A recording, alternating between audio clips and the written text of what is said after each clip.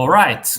Hello, everybody. After a short pause of 1 week, we are back with our revenue architecture webinar series. It's episode number this revenue architecture series. It's the middle. We are in the middle of it. And this month, the month of June, is going to be packed with 4 different episodes on different topics on revenue architecture. We are starting with a very interesting topic today on driving go-to-market productivity through continuous metrics optimization. And as a guest, I have Rowie from the Winning by Design team, from the European part of the Winning by Design team. Hi, Rowie. Nice to see you here, and it's a real pleasure to be speaking with you today. Same here. Thank you. Thanks for having me over. Maybe as a beginning, what I would suggest, you can start just with a small introduction of what you've been doing at Winning by Design. Maybe some of the people that are watching us know you because you are leading the revenue architecture course. So if we have someone who has enrolled in your course, maybe it's been with you. But yeah, feel free to share a couple of sentences about you and your role at Winning by Design, and then we can get right into the topic. Cool. Thank you. So my name is Rowie Tuv. I have a sales background. So I used to be a sales manager. And 2.5 years ago, I joined Winning by Design as a revenue architect. I joined, and today I'm leading the revenue architect practice at Winning by Design. Revenue architect is another word for a consultant. So we work with companies analyzing their go-to-market strategy and then helping them build, design, and improve whatever their processes are. So I'm very lucky. I get to work with some fantastic companies and on strategizing their go-to-market approaches and operations, anywhere between 10 million and the biggest one was north of $1 billion in ARR. So fantastic companies. And of course, I learn more than I actually provide during those engagements. So lucky to have this role. Right. Yeah. Thanks a lot. Thanks a lot for the introduction. And actually, today's topic, I think, is very much relevant to the, to the times that we are living in right now, because metrics in the past few years have become more and more important compared to what they were, for example, in 2020 and 2019, this era before. So I think we're doing this episode just on time, maybe, or maybe we're even late, because right now companies need really to drive efficiencies. Rowie has a great presentation he has prepared, and he's going to share in a couple of moments some very interesting use cases and also examples from his practice. But tell me, Rowie, maybe as a beginning, how do you feel right now the landscape in the European recurring revenue businesses looks like in terms of driving efficiencies in the go-to-market engines? Do you see differences, for example, the way it is right now compared to what it was several years ago? Where are companies right now in really adopting efficiency? Yeah, of course, everybody talks about efficiency, right? Efficiency and productivity. I'll start off with comparing that to what we've seen in the past. Yeah, we didn't see it in the past, right? Yeah, exactly. Think about it. Like 2 years ago, before the SaaS crashed, everybody was growing at all costs. Let's exit the company. Let's do an IPO as fast as possible. Efficiency was not a focus at all. And traditionally, what we saw is companies that are looking to become profitable. The rule of thumb is that you need to be, as a software company, you need to be profitable around that 2 year after post going public. That did not happen during the crazy time of 2020, 2021. Companies had no plans, and some of them are not even profitable until today. IPO'd back 3-4 years ago. And now all of a sudden, the public investors are told, the VCs, and I don't, I'm saying in quotes, brackets, don't send companies that are not profitable. And we're not expecting that anymore. And that's why we don't see IPOs. So now everybody is like, okay, how to become profitable? And the way to become profitable is to look at efficiency and productivity of your go-to-market team and focus on that. And the way to do that, right, is metrics. And that's what we're going to talk about today. Right, exactly. And it's the thing is, like at the beginning, when a lot of people started talking about efficiencies, being more profitable and so on, like especially among the industry influencers on LinkedIn, everybody switched gears from talking really about growth, really about efficiencies. And I think right now we are at a moment where like still growth is important, right? Maybe it wasn't as important as it was a couple of years ago. It still is important. You still need to be caring about growth and achieving some good, decent growth. Just you need to be thinking about efficiency and profitability. So it's just getting, I think, maybe a little harder even to be growing yourself right now and to be really in the driving seat. But that's why we're having those conversations like these. Yeah, that's what we say. Like now we're expecting to continue growth. Like last 2 years, like ever since the SaaS crash, it was about cost cutting and extending the runway. So people laid off and riffs left and right.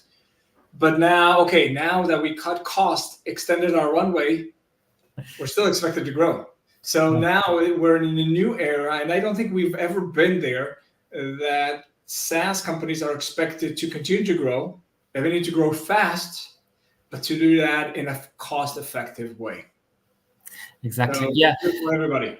Yeah, there was a presentation like 2 months ago, something like this. I was listening to a presentation by Jason Lemkin, the founder of Saster. He was saying, if I quoted him correctly, he was saying, so several years ago, growth was like 8 times more important than profitability. Now it's 2 times, more important. So it was something like this. So yeah.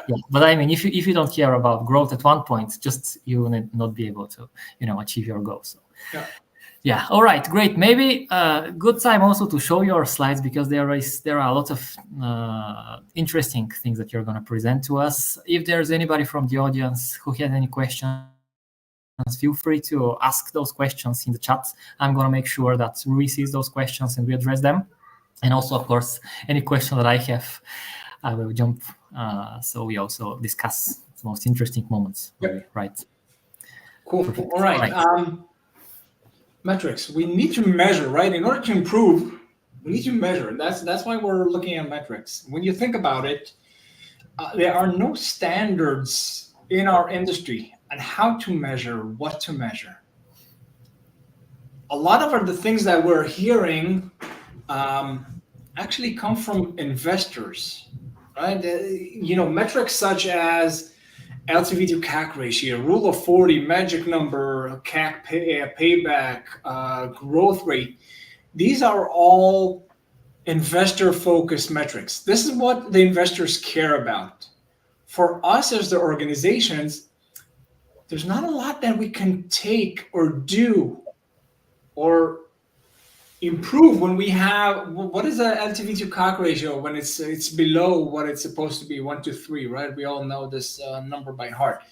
Yeah. Because we want to raise capital. We that's the North Star, but we cannot do with this because it's backward looking. It's not forward looking. So the one thing that the first thing is that we need to start creating those benchmark numbers, and sorry, not benchmark, but we need to define a data model. What are we measuring? And what we introduced at Winning by Design is, sorry about that, Mike. What we introduced is, let's introduce a standard data model, which we call a bow tie. So coming back to slide number 2, this is a bow tie for those of you who have not seen. This is a mathematical representation of the customer journey. So on the left side, the acquisition part, you can see this is the classical sales and marketing funnel. It's just tilted out inside. Awareness, education, selection. This is the marketing BDR if there's BDR, and sales team if there's a sales team involved. So this is the same thing. On the right side, however, we also want to measure where recurring revenue takes place. And when you think of it, I'm assuming that most of our audience comes from recurring revenue businesses. In special cases, SaaS is one of those cases. We also want to look at where recurring revenue takes place, and we want to measure that as well. So we want to measure the entire customer journey. And this is the bow tie, what I'm presenting to you all. This is our attempt to try to standardize how we measure. What you can see here, we have, first of all, volume metrics. Volume metrics are the classical ones. So like we call VM 1, 2, 3, because of course, it depends on the type of go-to-market motion you have. What exactly do you call them? So if you're doing PLG, VM1 could be what? Visitors, trial lists, etc. When you're doing sales led growth, it could be prospects. It could also be visitors, but prospects, Mhm. target, etc. So we don't care what you call them. So volume metrics. And of course, the next thing is conversion metrics. The conversion through output of the input, one volume metric to the other volume metric. This is what we want to measure. A classical conversion metric that we all know is the win rate, right? We call that CR4 in our example here. But the win rate is a conversion metrics. But we need to measure additional conversion metrics left and right of the win rate. How are the BDRs qualifying? What's their um, efficiency and how are they converting the input, their, let's say, marketing qualified lead, into a sales accepted lead, etc. And now we have the delta metrics. The delta metrics are, the T metrics, the time, which is presented here in delta T. These are the time metrics. We want to measure how efficient we are in terms of how much time does it take us to transition from one stage of the journey to another stage of the journey. So this is our attempt to introduce a standard process. There are more and more companies that are adopting this.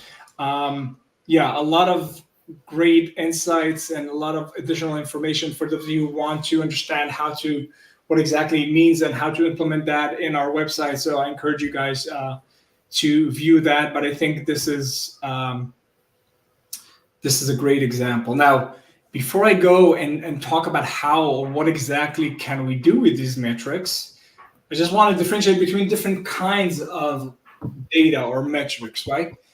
So we talked about the investor metrics, which are usually looking backwards and not forward looking. But yeah, there are also financial metrics. This is where usually the CFO, the financial office, is calculating the NRR, GRR, LTV, CAC, etc. We have the performance metrics, which is the unit economics, a growth formula, and other type of metrics and formula that we introduced at Winning by Design. And then we have the go-to-market metrics, which is what I just shared with you all.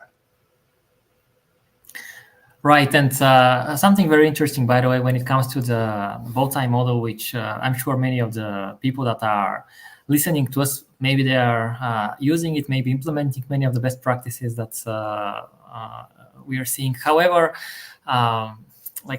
several things here. First of all, I've seen it firsthand, especially because we are working also with companies that are like trying to find their go-to-market fit, like kind of between 5 to 10 million. So one of the things is really to transition from really knowing, the theory and, those, the different types of metrics and so on, really to implementing that and making sure that you're speaking the same language within your organization and so on. So what would be, like, if you have any kind of advice really of what are the first kind of few tangible steps that you would need to do when you are just at the very beginning of working on your bow tie? Yeah. So the first thing that we do with our company, with our clients, is to get all the leaders from the different departments, whether it's marketing, SDRs, sales, customer success, have everybody in the same room, draw a big bow tie, and then start defining and making sure that we all talk the same language. Right. And that there's a cheat sheet that I like. To prove a point, I ask the marketing person to explain what an MQL means in her opinion. And then I go to the sales, the head of sales, and ask her to define what an MQL is. And I would say, like, most of the times, they do not speak the same language. Yeah. And we all know that. So it's like, there's always like qualification problem and quality problems, right?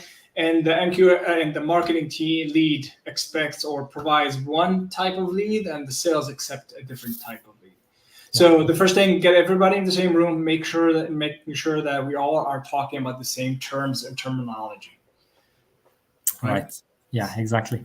Yeah, it's super important point. And also, I was thinking while listening to you presenting the bow tie, because in the other layers, like if you look at layer 2, layer 3, um, very much the value of the leads that you're bringing is also super important, like just from a dollar value, let's say. And I've seen, apart from the traditional volume conversion time metrics, also I've seen the value metric added. So how, like, first of all, on the one hand was the cost of acquiring the lead, but also if we close potentially that lead, how big of a deal are we going to make with them, right? Are those like very small deals or potentially very big deals? So this is also giving you some kind of orientation of where you're going. Yeah, fantastic. I'm actually working on developing another type um, of metric here is the cost metrics, right? And that's part of what you said. And when we're talking nowadays in the new era that we want to measure efficiency, we need to be able to capture the cost of how much it takes or how much it costs us to transfer a visitor on average to become an MQL, and how much am I spending. We all know this. This is like a cost of acquisition. If you're measuring it across marketing and sales, or only the sales team, etc. So that's a very common one. But yeah, let's break it down and add that cost in there. So hopefully, once we get that reviewed internally and making sure that we'll add another layer to the data model here. Yeah, great, perfect. And I mean, I've seen so different ways of, for example, people how people are calculating, for example, the customer acquisition costs and the different metrics that come as a result of that. So that will be immensely useful. And just for the people that are watching us to know, we are going to have a separate session again with Rowie. We are going to be talking about costs and how to manage costs. So maybe we're going to touch on that in more detail. Yeah, next week. Next Wednesday at the same time. Yeah. So you said different people try to define different metrics. That's a problem that we have, right? Because we all are obsessed with benchmarking, right? How are we compared to industry peers? Are we below average? Are we above average? And benchmarking is also a tool that we use at Winning by Design. So when we come in and analyze a company's performance and to try to understand what's working well, what needs to be improved, we also use benchmarking.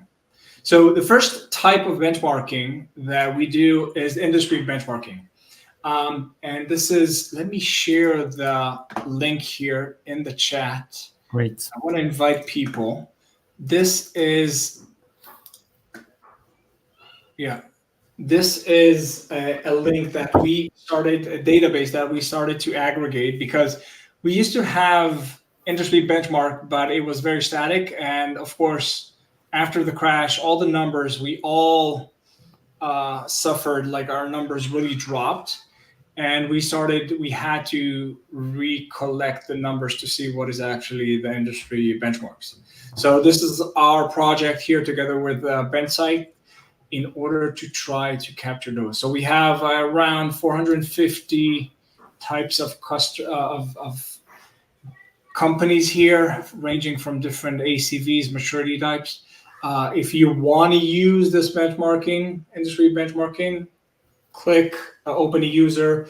We'll probably ask for you to contribute to the database, and then you'll have unlimited access to the data there. I think it's a great resource. We use it, of course. But this is one type of benchmarking. Let's see how we compare to the industry benchmark. But that gives us insights, and I'll show a few examples of where we use it.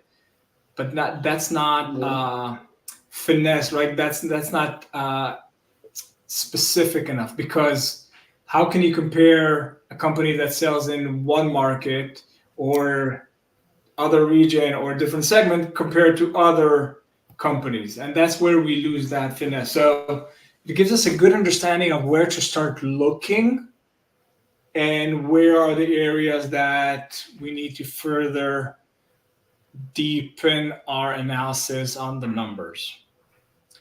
So this is the first one. The second part, go ahead. No, I was about to say that always, like, first of all, if you haven't worked with benchmarks, what I've seen, I would strongly recommend, when you are comparing benchmarks, like when you are trying to find out your numbers and comparing with different benchmarks, if it's for the first time, work with a professional, work with a consultant, because sometimes if you are relying 100% on those benchmarks, like it might be the case that your company has slightly different, like go-to-market strategy or slightly different way in general going to market. So those benchmarks, like you might be on the right track, but the benchmarks might be showing something different. So it needs to be kind of, yes, they are super useful, but they need to be discussed with the right professional, I think, and just seen from the right angle, right? So taking informed decisions, using them in your go-to-market strategy, but also having in mind that your business is also to some degree, like there is some uniqueness that you need to consider. Yep. Cool. So let's see a few examples how we use the benchmarking. So the first idea here is this. These are real numbers from one company that we work with, and this is how we do that. So you see, this is the bow tie that I talked about. These are the conversion rates, and what you can see here are the terms that they're using. So prospecting, MQL, SQL, SAL, commit, live, ARR, and LTV, and we took their numbers by just looking at their data in the past. Usually we look at 8 quarters back.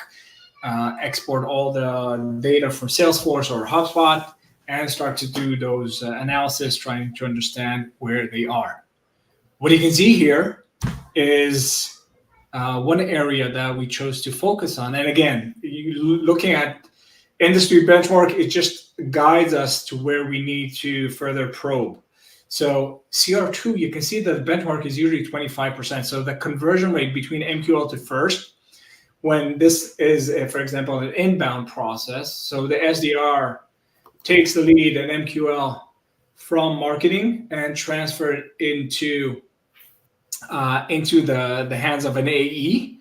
Industry benchmark for that specific ACV segment, industry, etc., was 25%, but this use case, this company was at 4%.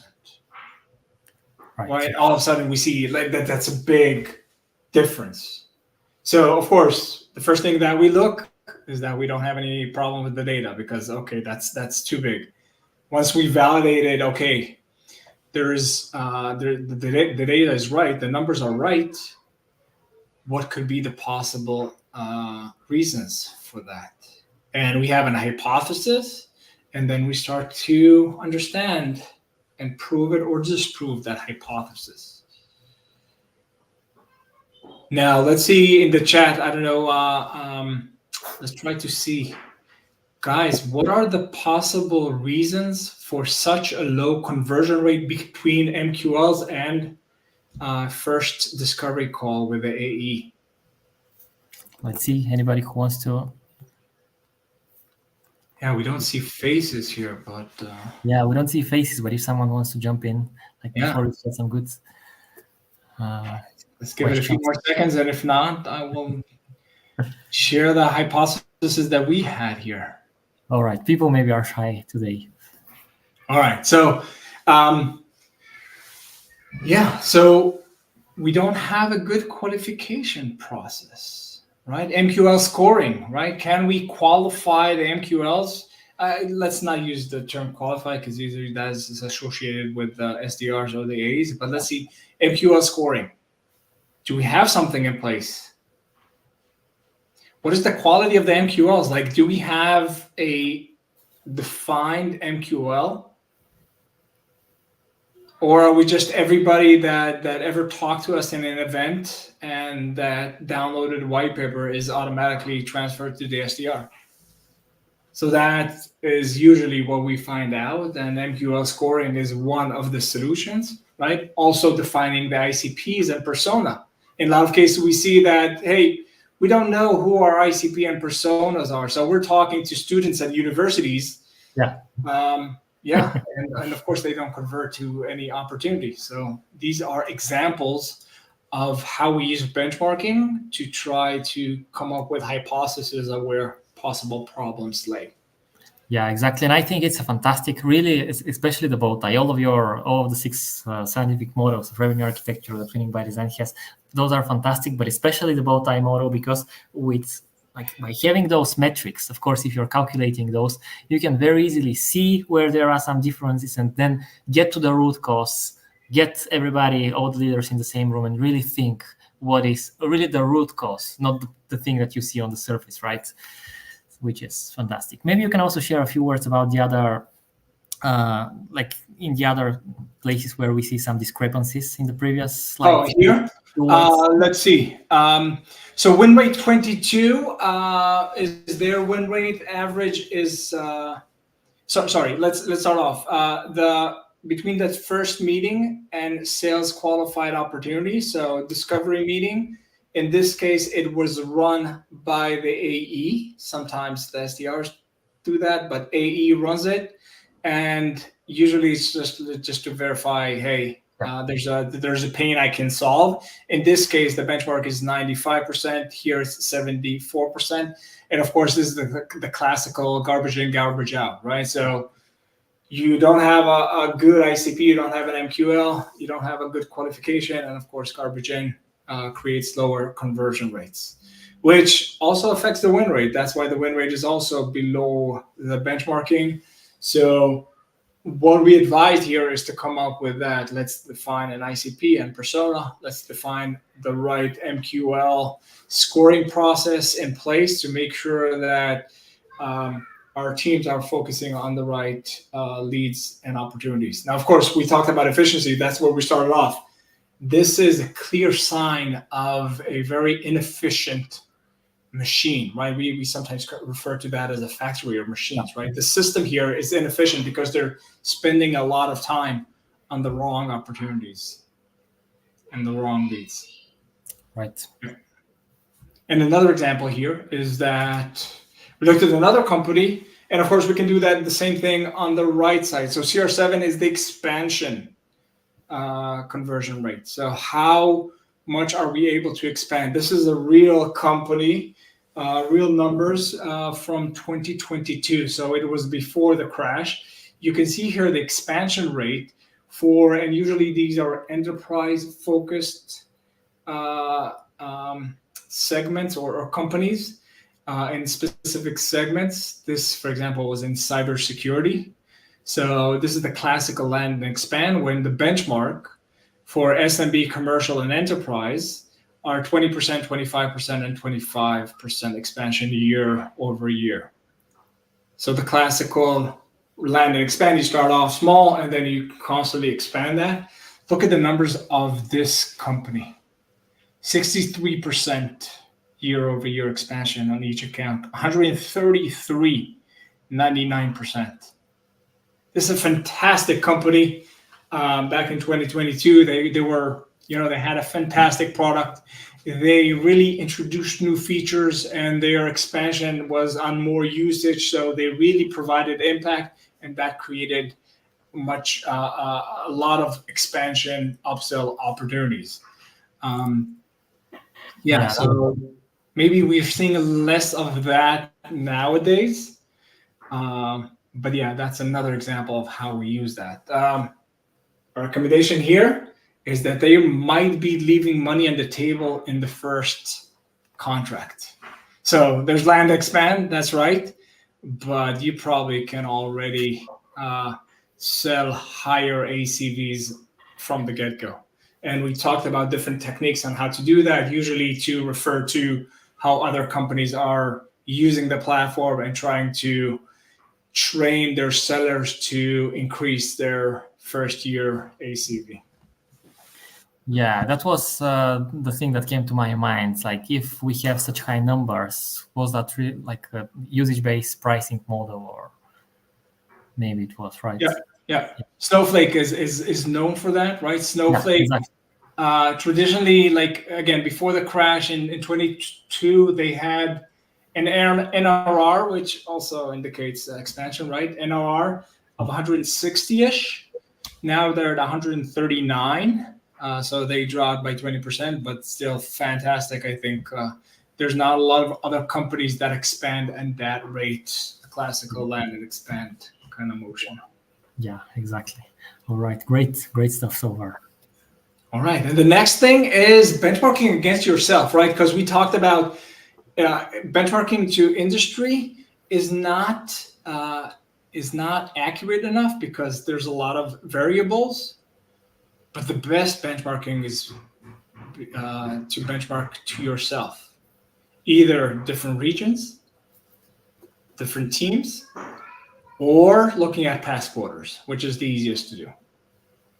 And that's what we like to do. So we take each one of those, either volume metrics, time metrics, or usually conversion metrics, and we want to measure them and see anywhere between 4 to 10 quarters back and see how does that trend over time. And all this gives us an indication of what's going on. So when we see like a dip here, this is where we probe further in and try to understand what is why. And I'm looking, I don't know if you can see my mouse cursor, but on the left graph, there's the number went up, and then last 4 quarters it went down. What is the reason for that? That's exactly what we try to analyze to see what was probably working well and what caused the trend to now start to decline. So this is looking at benchmarking against yourself. I'd be curious to understand, because you're working with a lot of companies, how hard is it to get that data at the beginning when you start?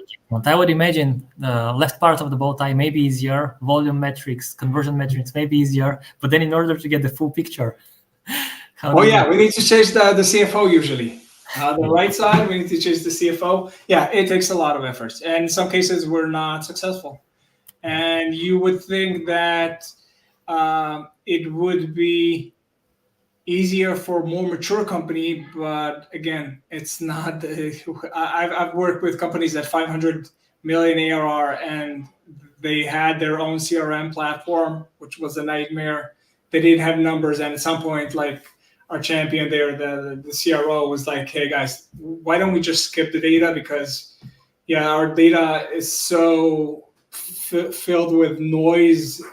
Let's start with a clean slate. Just tell us what is the best practices." So it's hard, and usually that takes most of our time to clean the data.